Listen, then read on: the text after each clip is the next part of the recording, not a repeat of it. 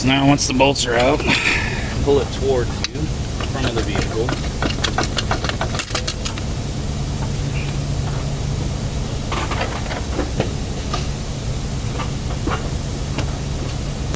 And watch, this gasket will stick, and also the one up here will also stick sometimes. So just peel those off, because you'll get new ones with all your parts.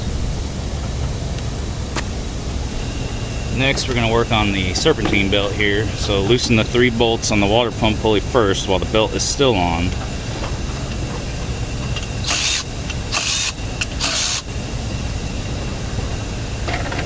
Then get a 15 millimeter and rotate the tensioner counterclockwise. Pull the belt off.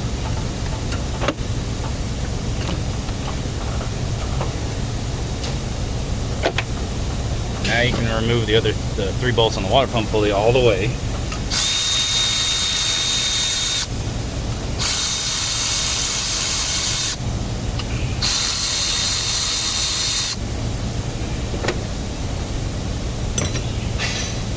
Now we're going to take the water pump off, which is all these 8 millimeters around the perimeter of it.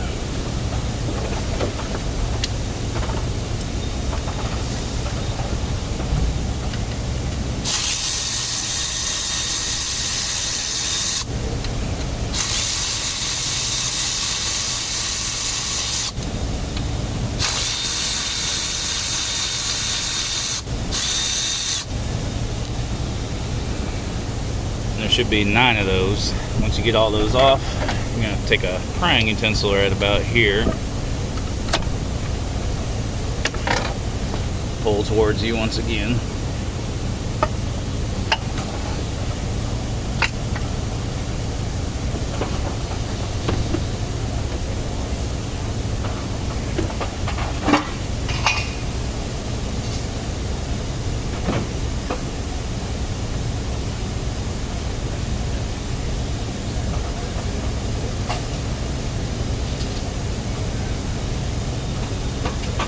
A lot of times the water pump gasket will stick to the timing cover and come off in pieces.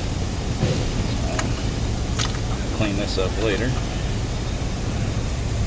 Now what we got left is the belt tensioner, idler pulley, alternator. This is just 2 10 millimeters. It's a 13 millimeter. This is a 15, a 15, and then you also have to take out the stud, which is a 7. And then we'll just move this aside.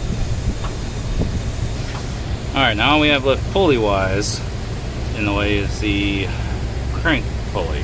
So to get this guy off, there's a 18 millimeter big bolt holding it to the crank. I'm going to remove that. Now we also got this lovely stretchy belt, which is the world's worst designed belt. I don't know who thought of that. I don't want to say what I would do to them if I met them. You're going to need a puller designed to remove this pulley. It doesn't just slide off. So you got a puller like this. It goes here. This rod is going to slide into the cranks now once you remove the bolt. So I'm going to go ahead and remove the bolt and show you how to attach the tool. Alright, I'm trying to do this the best I can one-handed here. Got our tool, just set it aside for a second. So we'll take the rod. I've already removed the bolt with just an impact. So stick that in the middle. Now, you have to feel through these openings. You'll feel a step on the back side of the pulley. That's where these hooks are going to go to grab it when you go to tighten everything down. So you just kind of got to feel where all 3 of these go in, and turn it to the right, and then they should be all pretty much on that step. Then you just tighten down this guy. So now the tool is set up on the pulley. So now you just turn this guy in. If you're using hand tools, you're gonna have to hold this with a bigger wrench and turn this by hand. Using an impact, you can just get the impact here and tighten it down, and as it tightens down, the pulley will pull off. I'll try and video this.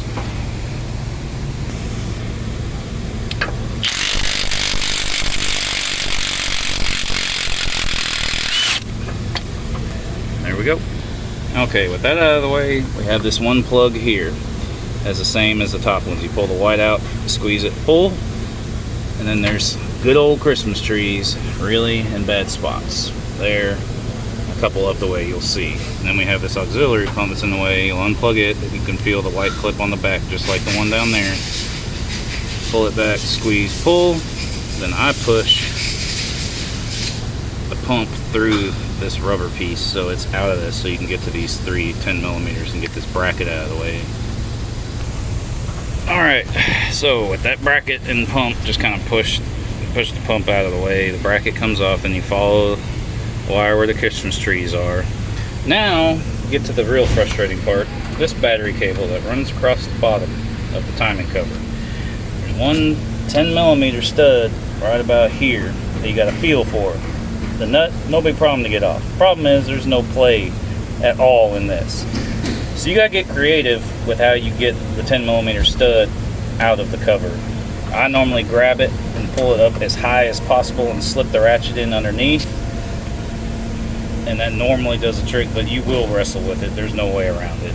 But once that is off, all you got left now are the timing cover bolts, which are all over the place. Mostly, let's see, yes, they're all 13mm on these. Here, all these. All the way down the side here, down the bottom, across here. Then there's a hidden one in this hole, that guy, and that's the other hidden one over here.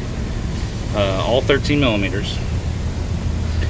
And then once you have, make sure you get all of them out. You know, you can lube this up here to make it come off a little easier because that's to slide over it. You have to be careful of this plug because it comes through the timing cover. So what I do is I break the top loose with a pry bar or something, you know, wedged here to crack it loose to where just all that's left holding on is the bottom. Then I move to the bottom and slowly peel back and move off to the side away so I don't break that plug. And once that's off, we'll deal with the timing. Alright, I've got all the bolts out. They will be varying lengths. I'll explain that when we go back together, but there's the one hidden one in this hole, a long one here, another hidden one here, and then you can't see it from the top easily. There's another one right under this ledge here you'll have to feel for, and then it'll bore along the bottom. And like I said, they're once every few inches around the edges. So once we get to this point, now we should be able to crack it loose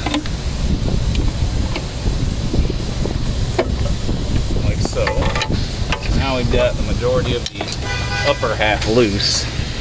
Kind of just want to wiggle it, peel it back, and you gotta watch out for that sensor at the bottom, which you can see coming through that hole right there.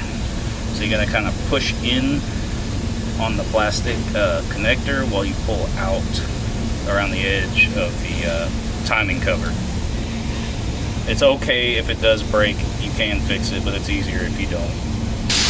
Alright, so we got the cover off, as you can see. This is what we'll see once you get that off. Turn a light on here.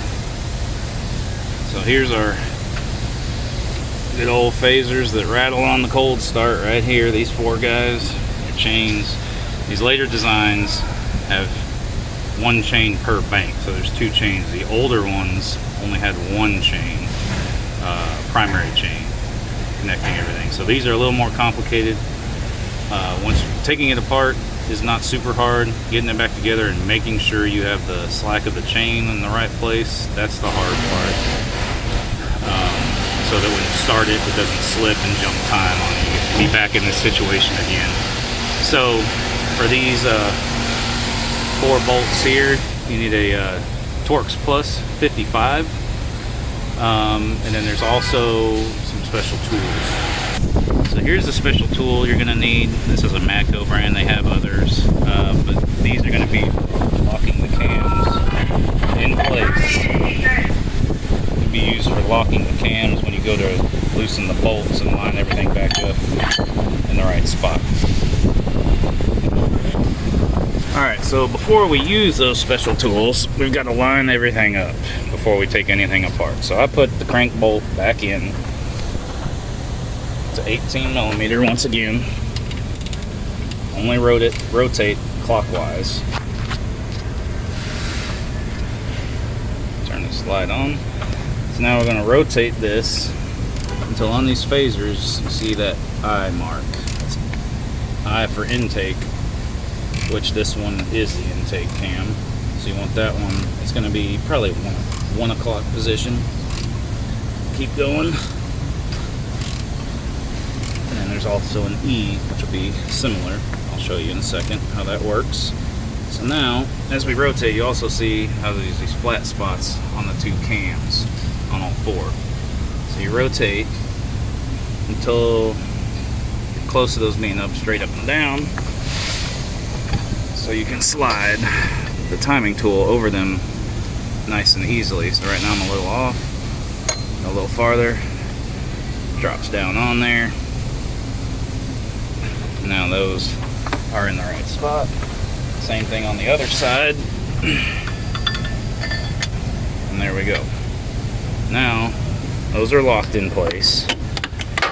So technically the engine is where it needs to be when after we remove the phasers and the timing chains. When we go to put everything back together, this is the position it's going to be in when we tighten everything down and make sure all the marks line up in the right spot.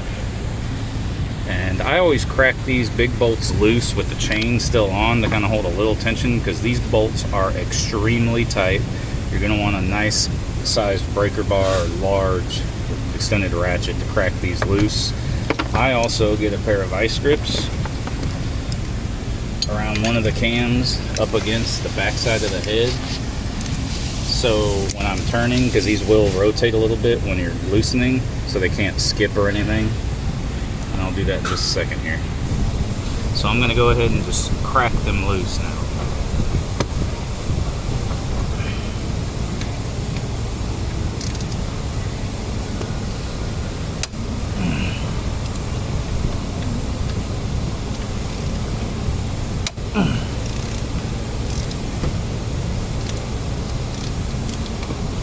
Okay, and then same on the other side.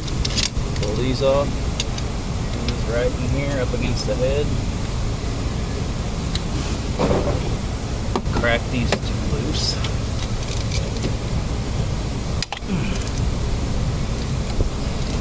I just loosen them to where I can spin them out by hand once I take the chains off. Okay, this guy.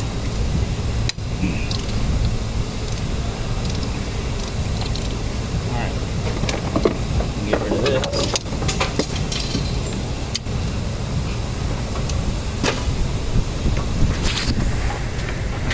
So now those loose and everything's still locked in place.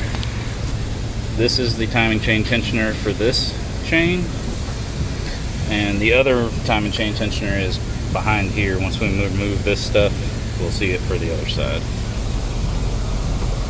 So the tensioner is just 2 8 millimeters.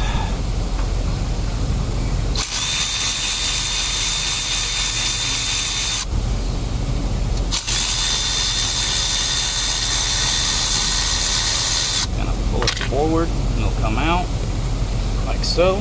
Set that aside for the time being. And then you have this guide here that has 2 8 millimeters. I'm going to remove that as well.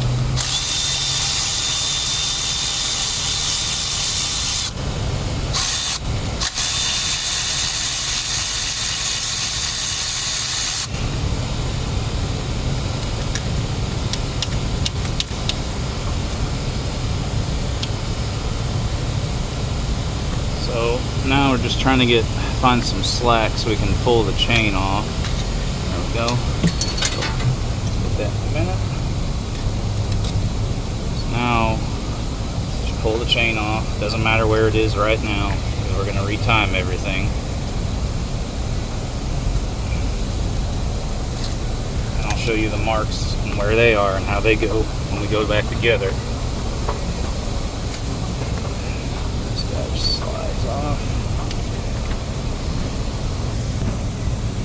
Okay, now we're going to do the same to the other side. 2 8 millimeters on the tensioner, Now we can see this one.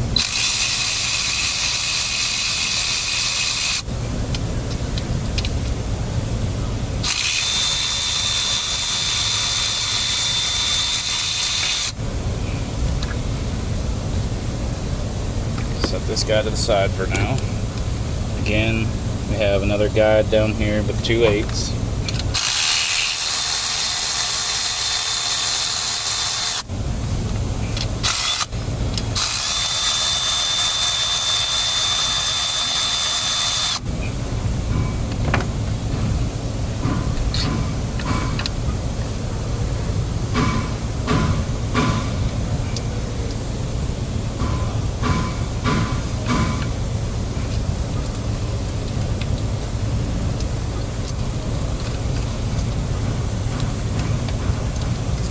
Set these guides aside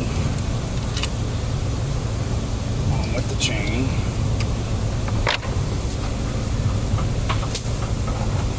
Other thing to make sure of, this crank sprocket can slide.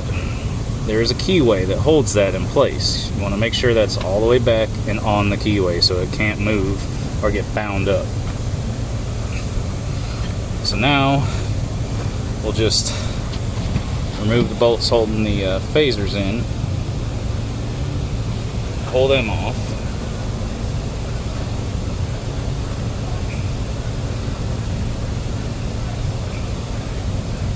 And always notating, like I said, there's two different part numbers. One's intake, one's exhaust. Exhaust obviously goes on the exhaust cam, intake goes on the intake cam. These bolts and then just pull straight out.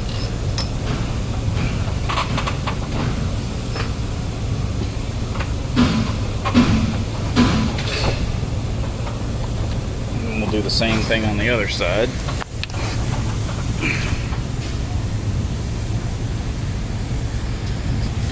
So now with everything off, this is what we have.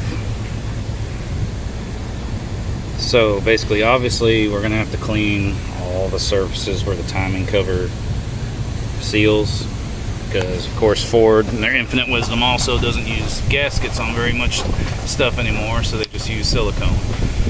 So what I do with everything apart and everything out of the way is I go ahead and clean all these surfaces first, so nothing's in my way to do that when we have phasers and timing chains and guides in the way. So I'm going to go ahead and do that now. I just go over it lightly with a die grinder and a medium roll-off pad, just to make sure we get all the old stuff off, and then wipe it down with brake clean a few times, make sure it's nice and dry. So here's all our new parts. Well, the chains we're reusing, I use a paint pen and go over the links that aren't really as brightly colored. You can see that one's always there. That's for the for one cam, that's for another cam, and then the dot on the crankshaft sprocket goes in between these two. Got replacement phaser bolts and then the phasers themselves. Now we got our intake phaser, our exhaust phaser, and two new bolts. Everything timing wise is where we left it. The cam locks are still in place. We haven't moved the crank in any way. So now we're going to go ahead and put the new phasers onto the camshafts. So you can see that indentation. There's a dowel on the back side that will line up. So you just kind of stick it on here and it'll lock in like that. Same thing on the intake. That, and just hand start your bolts.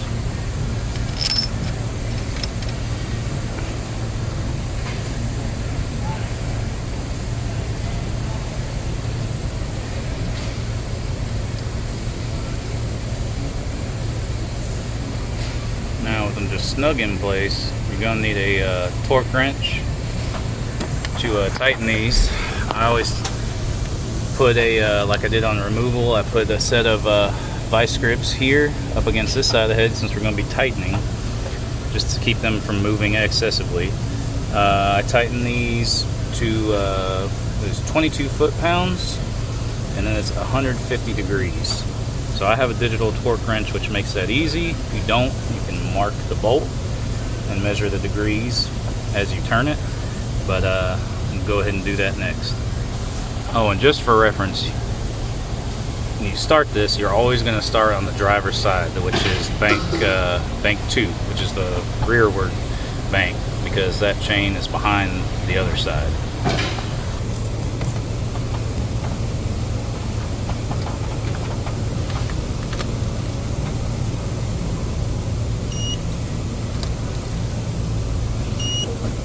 Okay, I've got my 22.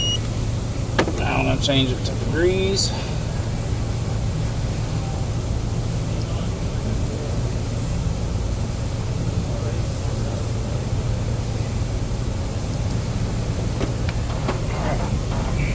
Now this is where your gun's coming into play.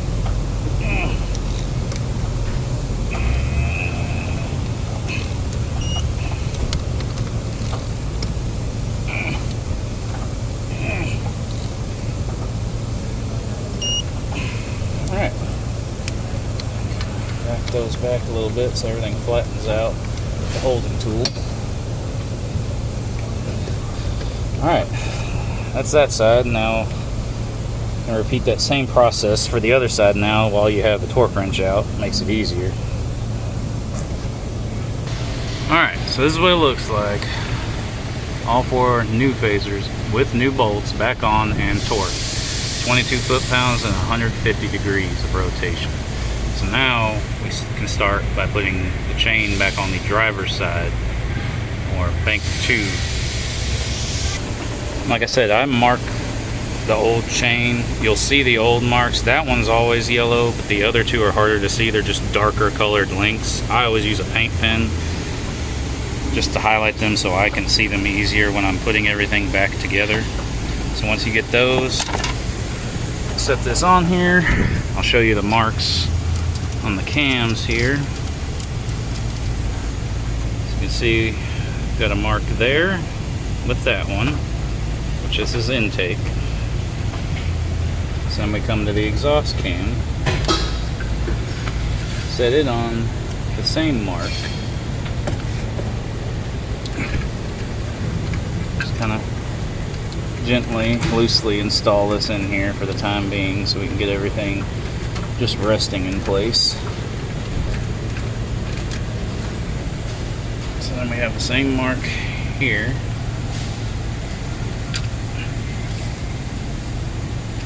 Like so.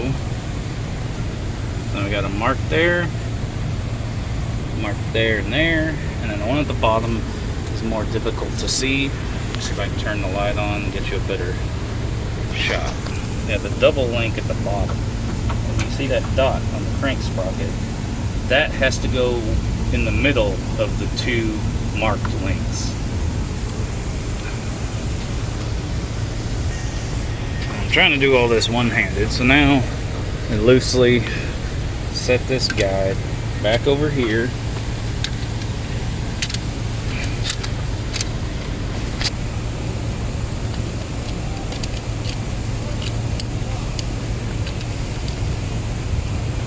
Are again 8mm.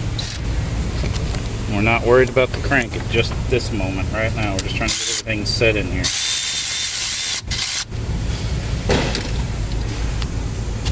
See, I've already kind of pinched it.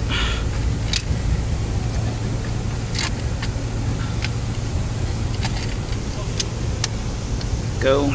Alright, now we can tighten down those 8s.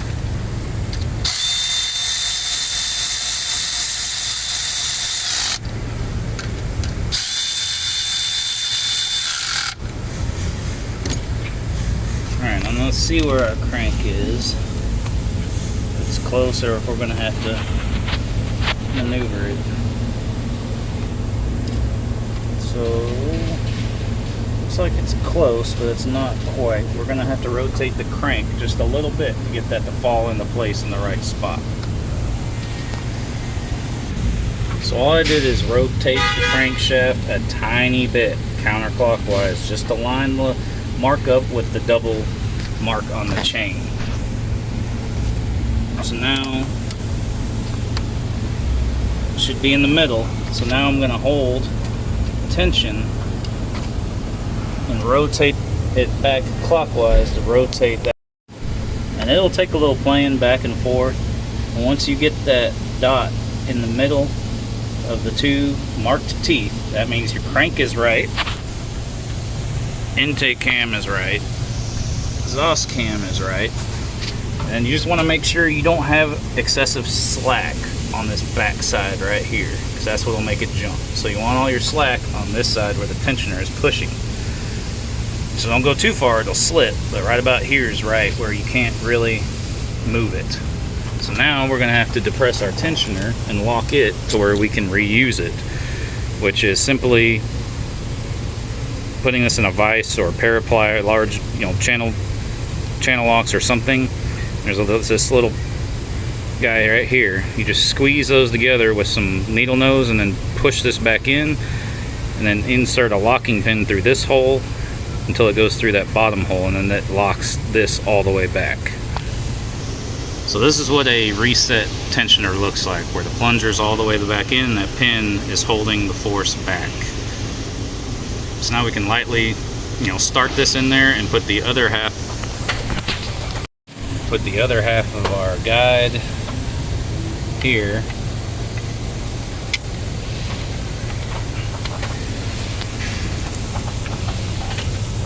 Slide this.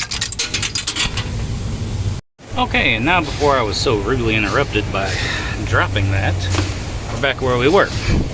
So we've got that in between those two, in between the one dot on the crank sprocket down at the bottom. That one there, that one there. Slid our tensioner back in. We've got this guide slid back in, and all our slack is on this side. So now we can tighten our tensioner, which again, 2 8mm bolts. One with the stud goes on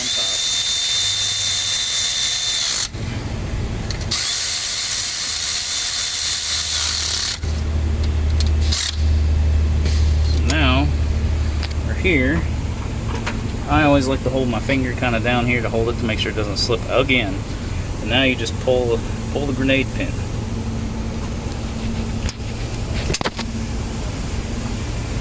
Now you have tension on everything, and as long as everything is still in the same place you had it, you're good.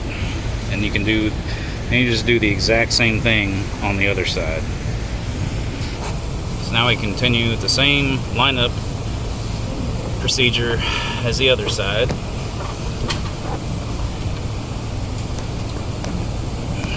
Find our mark on the intake cam, our mark on the exhaust cam.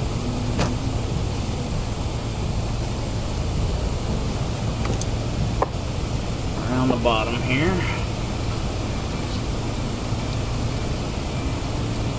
We should be close on the crank. We might have to make a minor adjustment to get the line up just right, but we should be close. This guide back in here.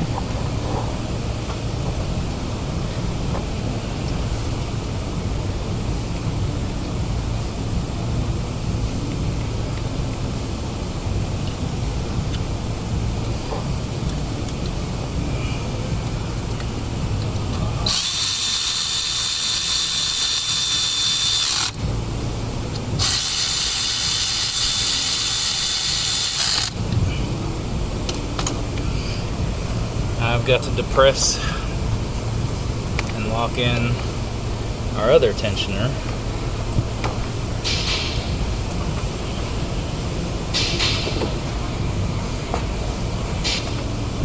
Alright, got that. Now we're going to slide in our other side of our guide here.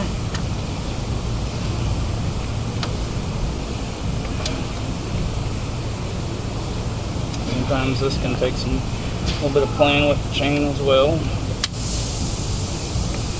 I'm going to take my mirror and see if we're close on the crank or if I'm going to have to move it. Which I'm going to have to move it. So this is the game you have to play. So I need to come counterclockwise a hair to get it to line up in the proper position.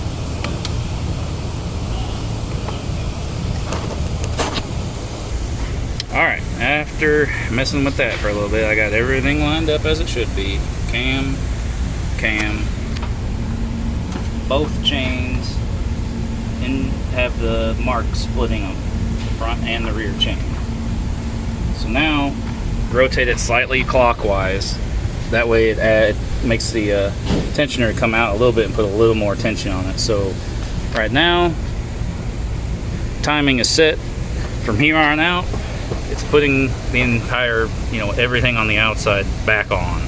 But as long as you've got everything marked in the correct place and you've rotated it slightly clockwise and everything still lines up and nothing slipped back here because you kept the tension on off the back side, then you should be good. It's just putting it all back together after cleaning all the surfaces, reapplying the silicone to the front cover, replacing the necessary gaskets. So it's basically just the opposite of everything I took off.